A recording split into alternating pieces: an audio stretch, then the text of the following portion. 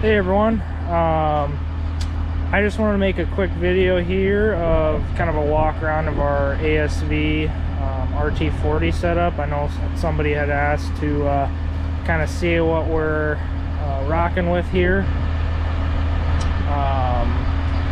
So this little piece of equipment has been really helpful to us.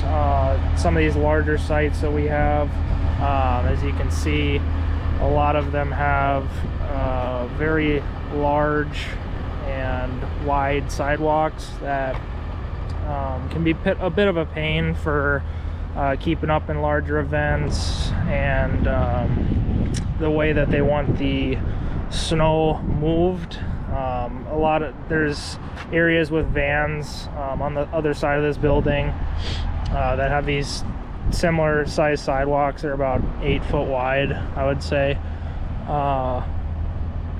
but they wanted all the snow pushed out down the aisles. We were winging it over because we didn't have this piece of equipment last year, but because of the different time frames when they move the vans and have people coming in, there's always vans still there, and sometimes it looks like they never move, so then snow builds up and it becomes a pain for them to be able to get out. So the way we fix that is we purchased one of these guys this last fall. So we had some use, well, we use them during the summer too for dirt, so we tested them out kind of in the summer and really liked them, so we were good to go for the winter. But yeah, so this is our first kind of season using them. We had this cage plow here.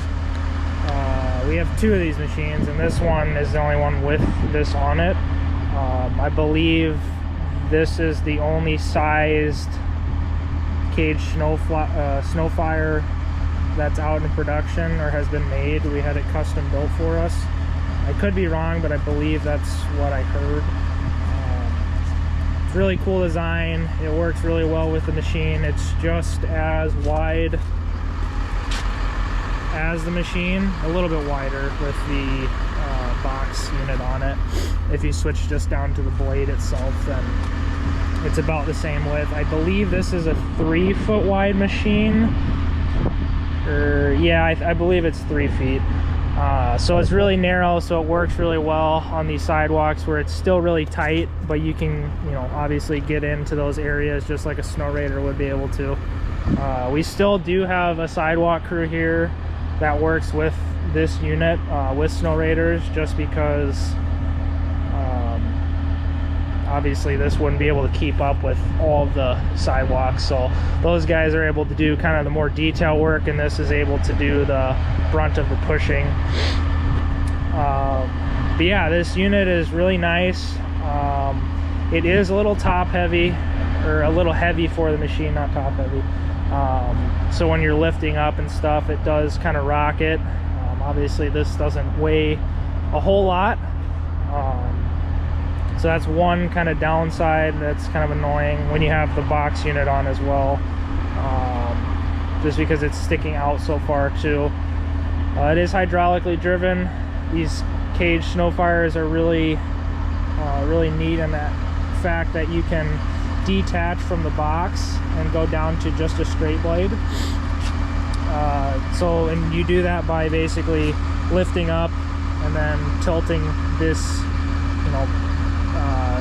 blade unit down and out, and then it detaches from the box. You might have seen that in one of the videos I had posted originally with this unit in it.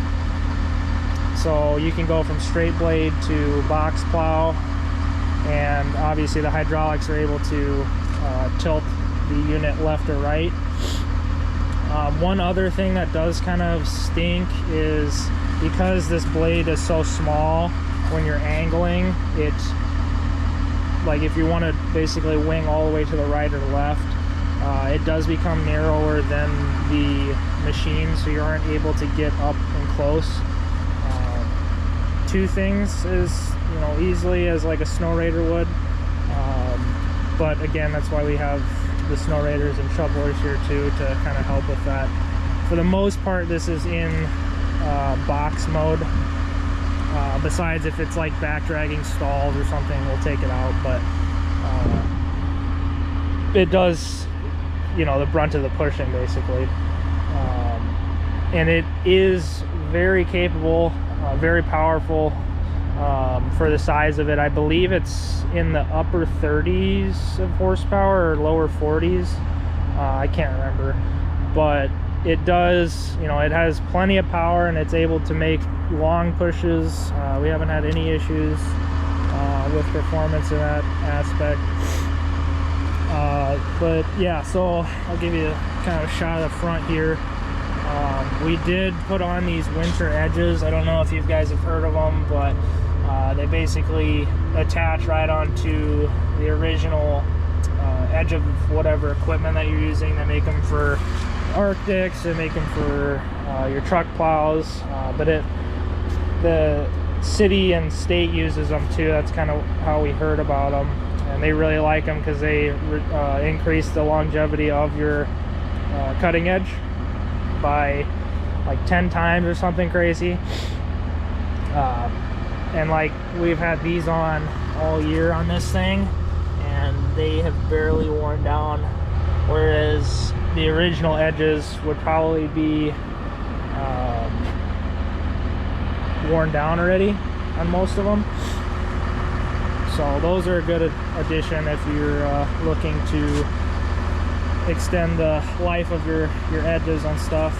But anyway, so this is kind of the front shot of it.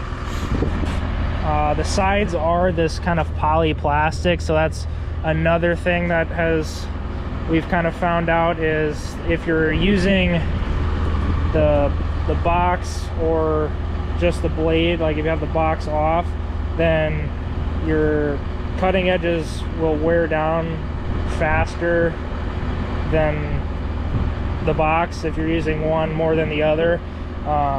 And obviously if you have the box on too, the poly's going to wear down quite a bit faster. So we've had instances where this would be higher or lower than the box itself.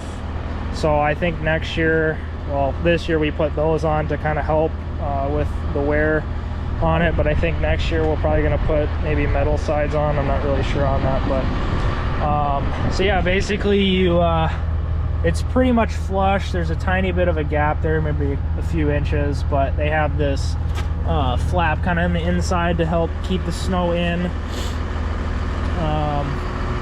Yeah, it's a sweet little unit.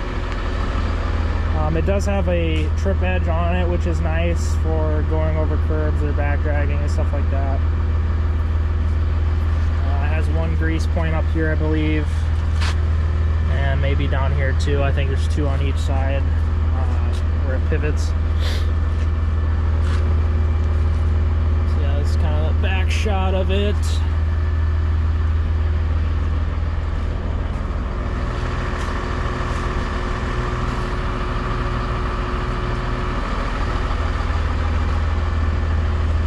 And then this is the shot of the machine itself.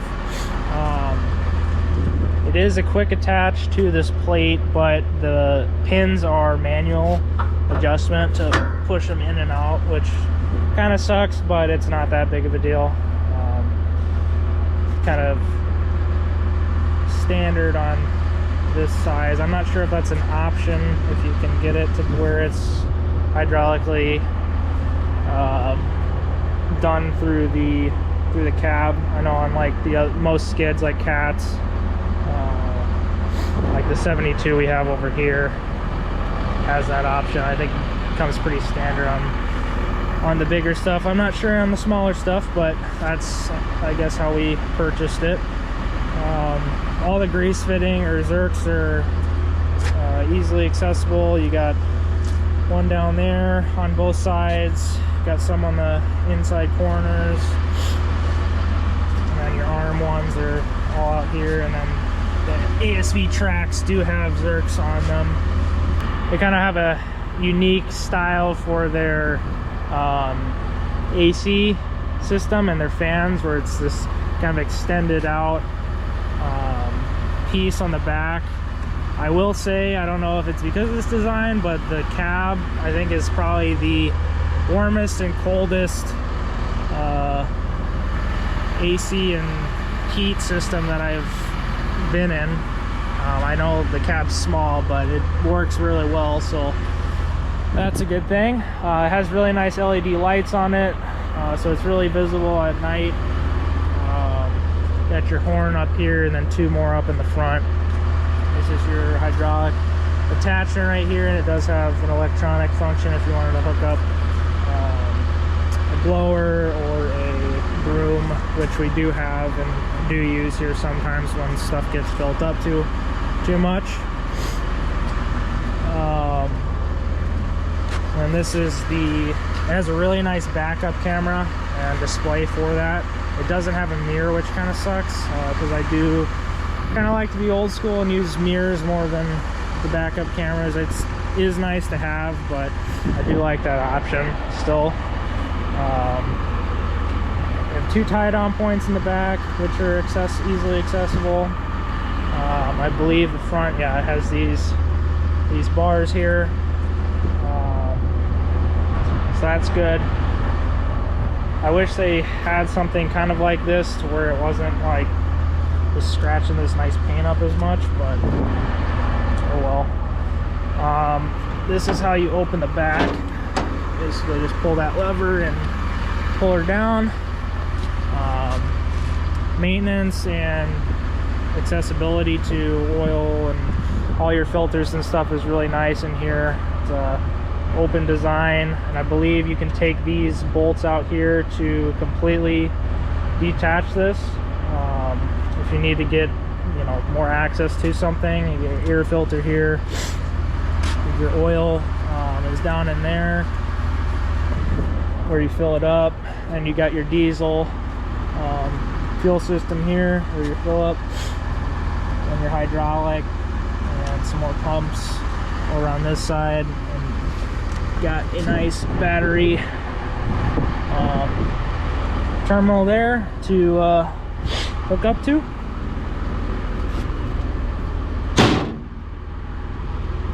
And obviously this is the other side.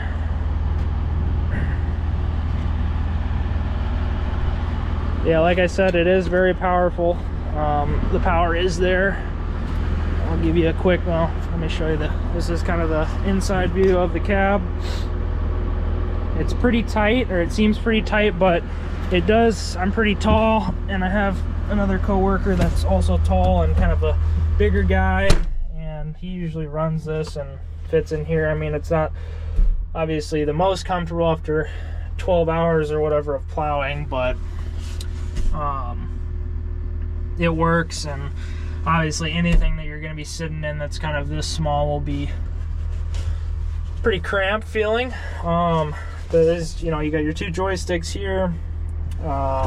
This is your hydraulic control for your, you know, auxiliary out there for turning the blade left and right. Got your manual throttle, which does kind of stink. Most skids have a foot control for either accelerating or decelerating.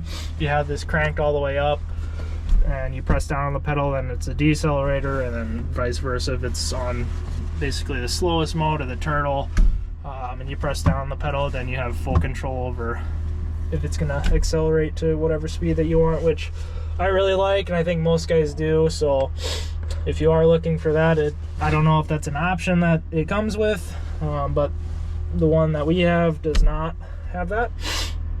This is your horn, I believe.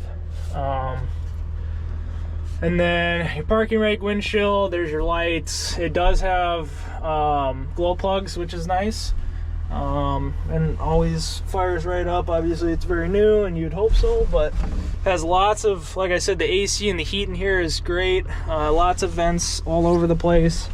And then these are your cab controls up here: hot, fan speed, and then AC or not. And then this nice big display up here, that's where it shows your backup camera. And then it has a very nice LED, very modern looking startup screen with all your gauges and whatnot. So I'll turn that on real quick. Turn this off. Can't turn these bars off like most skids, but give you a nice view there. It's very large, so you know, not having a mirror, it is, you know, basically supposed to replace that, so you still can look over your shoulder and whatnot. The visibility in here is great, I will say that though. Has these nice floor panels so you can see down. Your side view is really good, your front view is really good. You can basically see everything that you need to. Like I was saying earlier, we do use this for dirt projects and has worked really well for those projects, getting in, you know, very narrow spots that most equipment can't, but it still is able to give you that horsepower that you need if you need to run attachments on for something. And like landscaping projects, replacing, you know, wheelbarrows and stuff like that. So yeah, but this is your kind of your gauge control up here. You have your oil temp,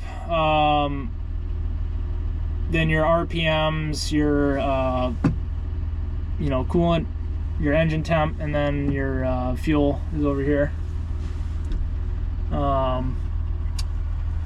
Yeah, I mean, it's pretty basic, but it's been a real help to us. I'll fire it up here. One thing before I do fire it up, another thing that I'm not so keen on is the noise level in the cab is very, very loud. I know my ears are kind of bad already, but I have to usually put in some sort of hearing protection. You know, headphones are okay, but it is still kind of loud with those in. So that's one thing to keep in mind. I know you're right, it's small and you're right over the engine, but it doesn't seem like there was a lot of soundproofing or, you know, membrane in here. Like the 72, if you hop over to that, it's night and day. I don't know if that's, you know, something just with the design of how small it is or what, but I know other people can vouch for me, the guy that runs it, obviously. I don't know like how he's able to do it all the time, but usually I wear some sort of headset or something, so it's not a big deal if I, you know, was to do it, but it does get very loud, and you'll probably be able to hear that in a second. So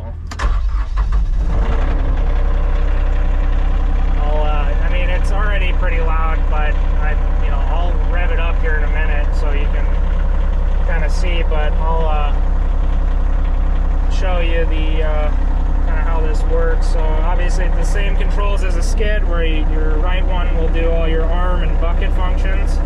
So pulling up will raise it up, and pushing out to the right or pulling in to the left will raise and lower the attachment that you have on. And then this, like I said, this is your auxiliary function for your control. So turn it to the left, turn it to the right. So you can see, you know, it sticks out quite a bit, but then if you look kind of in the middle there, what I was talking about with the blade, where it's, you know, in further than the machine, so you're not able to like scrape up right next to something, because the machine would, you know, run into whatever you're trying to scrape up into. So that's why we have, you know, graders and shovels. Shoveler still here, but basically I know it's kind of hard to do, but you'll basically raise up on this, tilt down, and kind of back up at the same time to detach from that cage plow there, and then you'll get into just your blade mode. So yeah, that's kind of it, and I'll get this little rev up here. See how loud it is. Yeah, I mean, it might be hard to tell, but it gets, it's pretty loud inside. So, overall though, I will say that it is very comfortable, very powerful, and I think it's a great unit, and a great unit to have for the stuff that we do. But there are a few downsides that I am not so keen on, you know, with the plow itself and then with the machine. So yeah, that was kind of just an overview there, and hope you guys enjoyed. Let me know if you want to see anything else, and yeah, see you on the next one.